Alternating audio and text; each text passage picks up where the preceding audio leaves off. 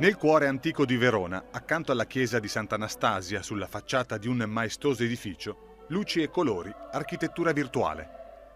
Quasi magia, come nel circo, e poi l'arte da raccontare e tanta gente a guardare e ad ascoltare. Si celebrava così il recupero di un ciclo di affreschi che negli anni 50 vennero realizzati all'interno del maestoso Palazzo dell'Aquila e che all'epoca diventava il prestigioso Hotel Due Torri.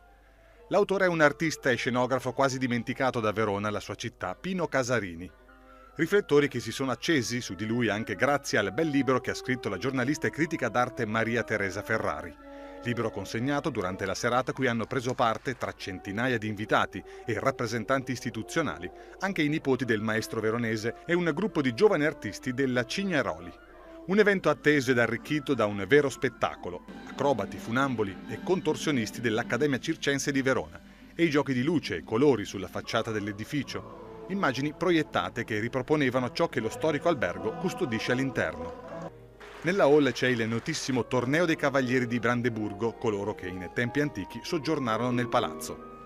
Scendendo le scale riappare la sala circolare pensata per il ballo all'inizio, in seguito anche prezioso contenitore di eventi vari, incontri, convegni, un'arena, l'Arena Casarini. Qui le altre celebrate opere del maestro veronese, uniche con tale soggetto, il circo appunto. La sala recentemente recuperata, gli affreschi restaurati e liberati da pannelli che nascondevano quelle coloratissime pitture murali dell'artista scenografo, riportate allo splendore d'un tempo con l'impegno diretto del gruppo Due Torri Hotel che valorizza le proprie strutture collocate in edifici di pregio artistico ed architettonico. E c'era davvero tanta gente l'altra sera per l'inaugurazione della recuperata Arena Casarini. La magia del circo, la magia dell'arte.